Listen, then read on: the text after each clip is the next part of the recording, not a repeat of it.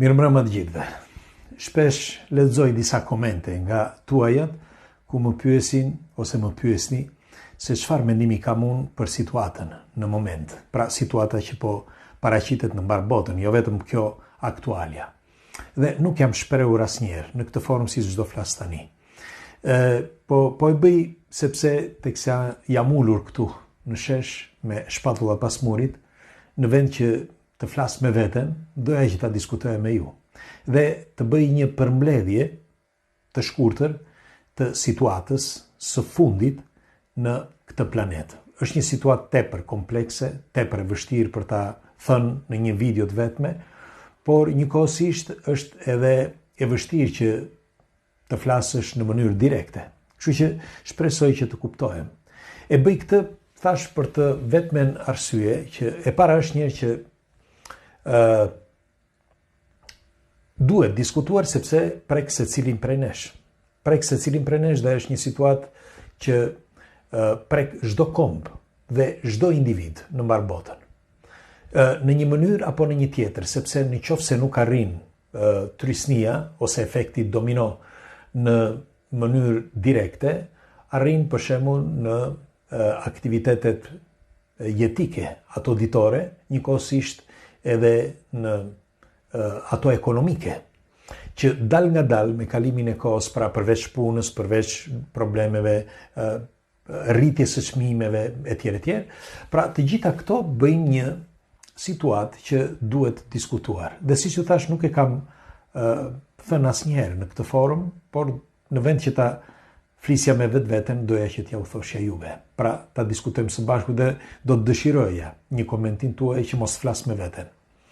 Atëre, për ata që nuk e din, në Izraeli është rreth 10 milion banor dhe pikërisht këto kohët e fundit në shtetasit rus po largohen nga Izraeli dhe nuk dihet se përse.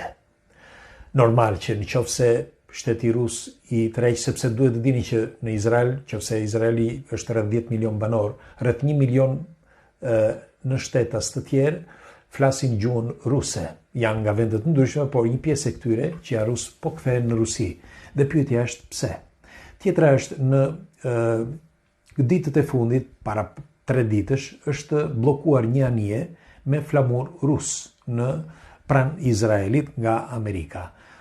Që duhet edhe kuptuar kjo që kjo anije kishte marrë flamurin, pra lejen nga Rusia për të ngritur flamurin rus në datën 24 dhjetor. Dhe tani ajo është ndaluar sepse transportonte naftë, gjë që është e paligjshme sepse janë ortak, pra Amerika dhe Venezuela janë ortakër. Dhe kështu që pa të drejtën e një ortakërie quhet një gabim. Pra brenda kësaj anije unë nuk dua të zgjatem shumë se çfarë ka, kush është dhe nëse ka rus brenda kësaj anije, por doja që të nënvizoja që është një situatë vërtet delikate sepse kjo mund të ndaj, mund të themi, atë lidhjen që është bërë kohët e fundit mes Putinit dhe Trumpit. Ose mirë, ajo marrëveshje që është bërë, pra kjo mund të shkëputet dhe mund të shkëputet edhe një gjë tjetër, sepse ndërkohë edhe Trumpi kohët e fundit është shprehur se kërkon që të përvetësoj Groenlandin. Po Groenlandia është e Danimarkës dhe njëkohësisht nga ana tjetër Gjermania, Danimarka, Franca dhe vetë Evropa është shprehur publikisht që ky është një incident. Pra nëse me të vërtet Amerika futet që të përvetësoj pra Groenlandin. Dhe në këtë prizëm mendoj që është vërtet një moment delikat, sepse nëse prishen marrëdhëniet me Amerikën, pra Europa me Amerikën, shpërbëhet NATO. Dhe nëse shpërbëhet NATO, të gjitha shtetet do shpërbëhen një nga një dhe është frika edhe e shpërbërjes së Evropës. Por duhet të dini dhe diçka tjetër që thash është një reflektim i kohëve të fundit dhe i gjithë kësaj kohe, për shembull që kur krijua shteti evropian, sepse nga momenti që u krija shteti evropian që të gjitha vendet e tjera u mbetën, me një fjalë u filluan që të mobilizoheshin për të kuptuar se çfarë duhet bëni. Në fakt, si fillim u krijua BRICS-i, që ju e dini. BRICS-i që janë vendet Emiratet Arabe, Rusia, India, etj. Dhe pastaj aleatet që janë pas këtyre, për shembull ato që nuk shfaqen, si për shembull Korea apo Turqia etj.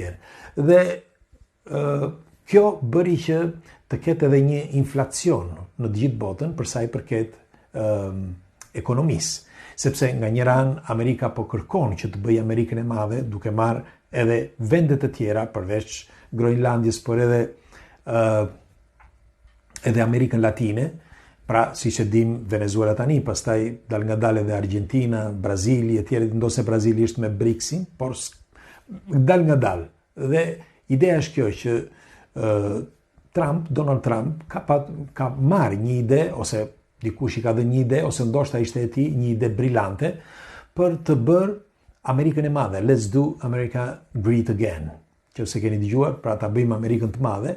Dhe mendimi, ajo që mendoj unë, është që ai po mendon që ta zgjeroj dhe të bëhet një e gjitha. Në fakt kërkoi edhe mbështetjen e Kanadas, pra e tha haptazi që kërkon që Kanadaja të bëhet një me Amerikën, ndonse Kanadaja nuk ka pranuar, por të gjitha këto të bëjnë të mendosh që gjithsekush tani po mendon që të përvetsoj ose më mirë të rregulloj gjërat siç mendon. Për shembull, Amerika të bëhet Amerikë e Madhe, Evropa të bëhet e madhe, BRICS-i të bëhet i madh, pra të bëhet një grup i madh nga ana tjetër me Rusinë, Indinë etj. Pra të gjithë po vlojnë këto vendet dhe shumë njerëz kanë frikë. Por unë mendoj që në vitin 2026 nuk mundet që të ketë një luftë të madhe.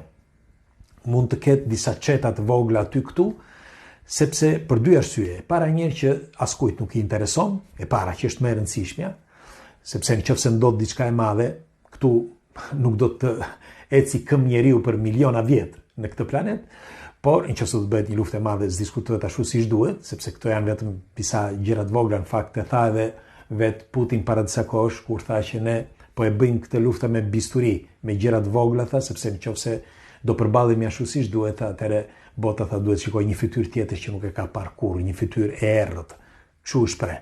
Sepse nuk kanë menduar që të flitet me bërthamore apo armë të tjera. Tani, pse po e them këtë? Sepse situata është vërtet delikate dhe unë mendoj që kjo për të sistemuar do duhen të paktën 10 apo 15 vjet. Siç e kisha përmendur disa herë në ato ngërdeshjet që u bën me Ukrainën, unë mendoj që nuk ka për të përfunduar ajo ngërdeshje, bile do shtohet akoma më shumë, sepse nga njëra anë, nëse Amerika do kërkoj që të zgjerohet, pra siç e tham në vendet latine dhe në Groenlandë dhe në Kanada, atëre edhe Rusia do të marrë pjesët që i kanë marrë dikur, pra do t'i kthehen sërish. Jo vetëm Ukrainën, por edhe vendet e tjera, Lituania, Letonia, etj. Dhe nga ana tjetër, njëkohësisht edhe Kina. Kina do mundohet që të marrë Taiwanin dhe vendet e tjera që ka humbur gjatë viteve që nga koha e Gjingjiskanit. Dhe doja të thosha me këtë që është një situatë delikate, por nuk mund të rregullohet kjo situatë deri para vitit 2050. Dhe nëse keni kuptuar, shpeshherë kemi thënë nëpër video që viti 2050 po vjen, pra çdo gjë duhet, sepse mendohet që është një përgatitje, si mund të themi, që njerëzimi të shtyhet në një nivel tjetër më të lartë. Pra kemi ardhur deri në këtë pikë, një pjesë e madhe e popullatës janë të padenj, okay? Nuk e dim kuptoni apo jo. Dhe kisha bërë disa intervista, dhe kjo ka qenë intervista e fundit që kam bërë, sepse ndaj nuk do dëshiroj më që të bëja intervista pikërisht, sepse ndonjëherë edhe nuk kuptohen nëse nuk flet haptazi, dhe kështu që është më mirë mos flasësh fare ndonjëherë sesa të flasësh me superlative dhe mos të kuptohesh.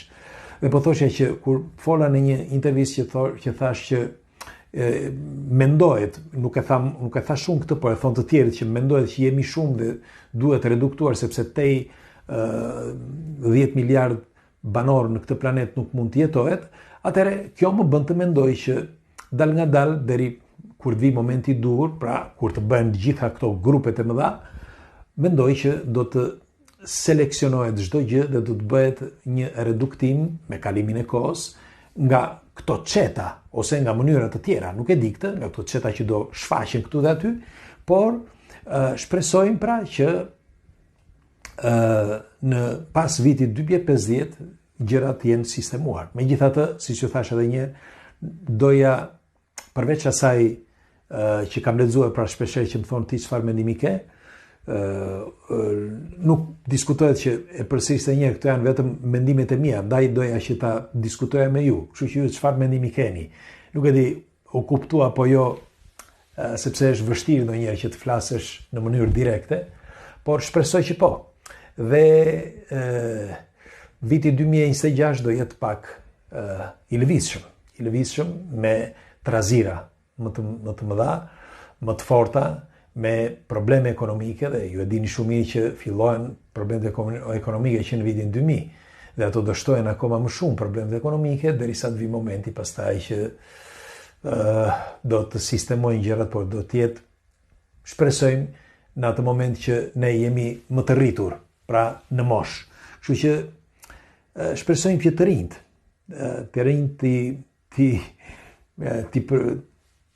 ti përshtaten, me erdhi fjala, ti përshtaten situatës. Megjithatë, pres komentet tuaja, ju çfarë mendimi keni?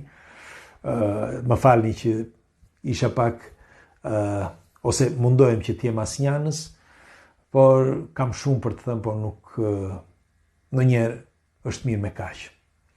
Pres komentet tuaja. Natën e mirë.